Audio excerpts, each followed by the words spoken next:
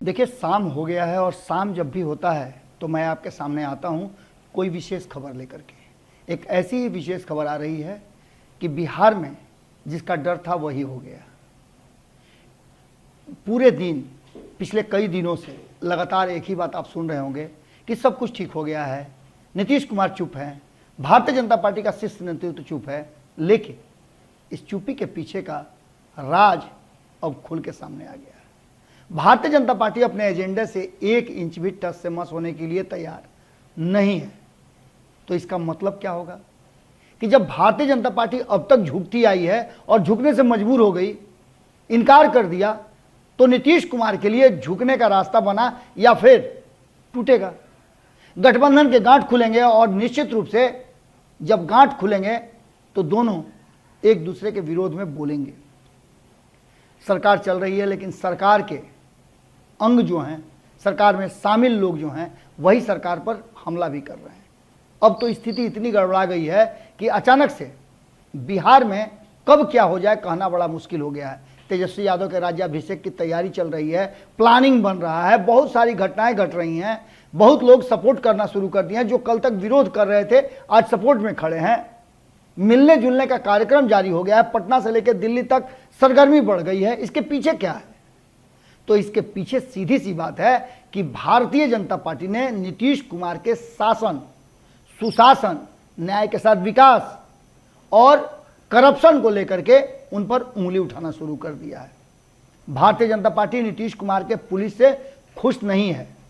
जिस तरह से आपने अभी देखा पीएफआई वाला मामला जो हुआ, उसमें आरएसएस की तुलना करने के बाद मामला और गड़बड़ा गया है। और सबसे बड़ा गड़बड़ाने का कारण और हो गया है कि कई ऐसे नेता हैं भारतीय जनता पार्टी के जो आतंकी निशाने पर हैं। इसकी रिपोर्ट हमने भारत लाइव पर आपको दी थी। ये रिपोर्ट सामने आई है। आईबी की रिपोर्ट के बाद कहीं ना कहीं केंद्र सरकार अलर्ट हुई है और यहीं नीतीश कुमार को दबाव बढ़ाया जा रहा है कि नीतीश कुमार के हाथ से। और ये सबसे बड़ी चीज कि 2020 के चुनाव परिणाम आने के बाद जब नीतीश कुमार मुख्यमंत्री बने तो गृह विभाग पर शुरू से ही उंगली उठती रही है।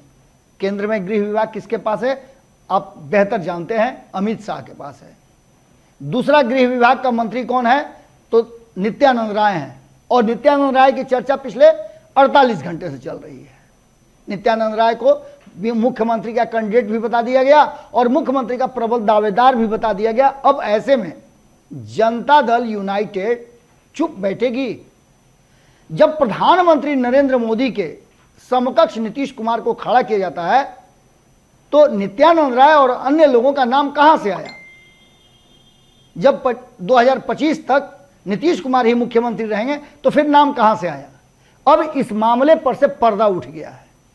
आपने देखा कि हाल फिलहाल में जिस तरह से जातीय जनगणना के समय से ही सवाल खड़ा हुआ था कि ऐसे लोगों को चिन्हित किया जाए जो बाहर से आकर के यहां की नागरिकता प्राप्त करना चाहते हैं।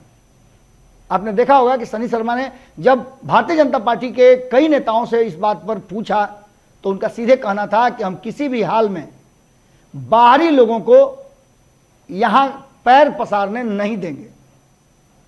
अब आप समझ लीजिए कि बिहार में सत्ता किसके हाथ में है, शासन किसके हाथ में है, प्रशासन किसके हाथ में है। तो निश्चित रूप से अब कई ऐसी संस्थाओं को जो मुस्लिम संस्थाएं हैं उसको बंद करने के लिए दबाव भारतीय जनता पार्टी ने बढ़ाना शुरू कर दिया है। इसको लेकर के पीएफआई पर भी बैन करने की बात चल रही है, जिस पर जीतन राम मांझी ने हाल फिलहाल में ही कहा है कि पीएफआई पर बैन करने का मतलब है कि जबरदस्ती होगा।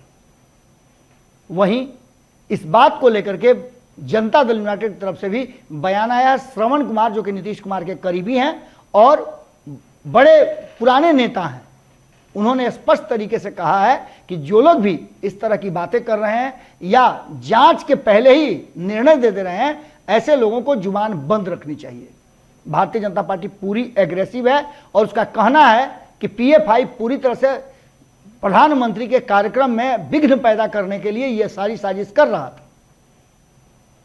अब इन सब बातों को लेकर के पूरी तरह से दोनों के बीच में तलवारें खिंच गई हैं और एक बात तय नजर आ रही है कि भाजपा के दबाव बढ़ाते ही नीतीश कुमार का खेमा कहीं ना कहीं एक बार फिर से अपने लिए सबसे मजबूत तैयारी करना शुरू कर चुका है और इन सब पर जनता दल यूनाइटेड का सब्र टूट गया है। और जब सब्र टूटता है तो आप जानते हैं कि क्या होता है। सब्र टूटेगा तो गठबंधन टूटेगा और गठबंधन टूटेगा तो बिहार में सरकार टूटेगी। भारतीय जनता पार्टी के दबाव में नीतीश कुमार अब चलने के लिए तैयार नहीं है, क्योंकि 2020 के चुनाव के बाद से बहुत सारे ऐसे फैसले हुए हैं जिसमें नीतीश कुमार को बैक होकर के भारतीय जनता पार्टी का फैसला मानना पड़ा है। लेकिन अब ऐसी संभावना व्यक्त की जा रही है कि नीतीश कुमार इस मुद्दे पर, खास करके अल्पसंख्यक समाज से जुड़ा हुआ जो मुद्दा होगा, उस मुद्दे पर भारतीय जनता पार्टी को अपने मन की नहीं करने देंगे और ना उनके इशारे पर कोई ऐसा एक्शन लेंगे। इसका सीधा मतलब है कि बिहार में एक बार फिर से सरकार जो महीन रसरी पर चल रही थी, पैर छटकने का डर है। और जब छटकेगा तो आप जानते हैं कि क्या होगा। जुड़े रहिएगा भारत लाइव के साथ। कमेंट बॉक्स में अपना विचार जरूर लिखिएगा। क्या आपको भी लगता है कि नीतीश कुमार दबाव में हैं? और अगर दबाव में हैं तो कितना दबाव में हैं और उस दबाव में किस तरह का फैसला ले सकते हैं? नीतीश कुमार बहुत ज़्यादा घुटन फील करने वालों में से नहीं है। जैसे ही घुटन के समय आता है वो फैसला ले लेते हैं। कई बार ऐसा देखा जा चुका है। तो क्या एक बार फिर से फैसला की घड़ी आ गई है?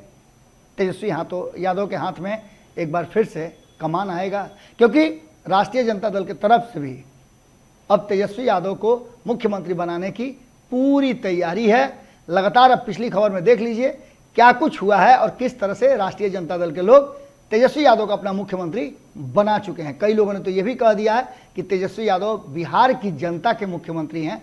सत्ता पर कोई हो लेकिन मुख्यमंत्री तेजस्वी को ही मानते हैं।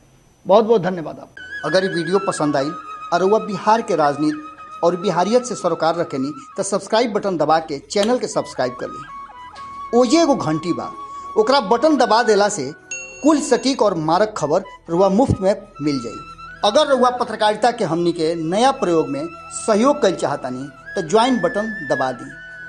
पेटीएम नंबर नोट कर ली 9386816700। धन्यवाद।